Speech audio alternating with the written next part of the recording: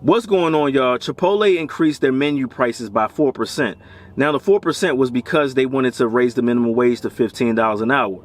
Now, that first report made sense, but when they put out the second report, it definitely did not make sense. And it's like telling you one thing, and then all of a sudden you see the second report and you be like, I knew this was going to happen.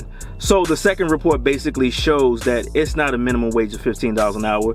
They're going to have the minimum wage technically between $11 and $18 an hour. So that $15 minimum wage was basically just something to throw out there, I guess, to attract attention. Also, in the second report, what they failed to mention in the first report, the CEO made a tremendous amount of money. So in 2019, he made $16 million. 2020, he made $38 million, and it's some other executives that benefited very, very well too. They said the reason why they had this compensation is because they have the company flow, the company money. They found ways to save money. Basically, that's what they said. They used some big words.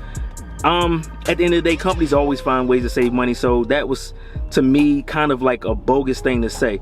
Companies, I work for retail for a good portion of my life. I know how they always save money. Forget saying that y'all figured out a way to save money so the CEOs and executives can compensate with millions and millions of dollars. We're not talking about a few $1 million. We're talking about enough $1 million where you can give each one of your family members $1 million and you're straight still. So at the end of the day, I never believe these reports, especially when it comes to retail companies and when it's dealing with money.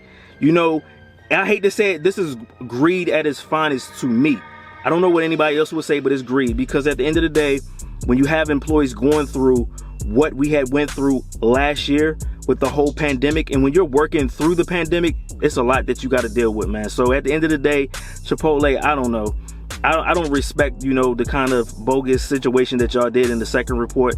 Should have just put all of it out at one time. It would have made sense, and then you could take it for what it was versus having the first report basically kind of like misleading and telling a lie. But, you know, y'all got any thoughts? Put them down in the comments. Peace.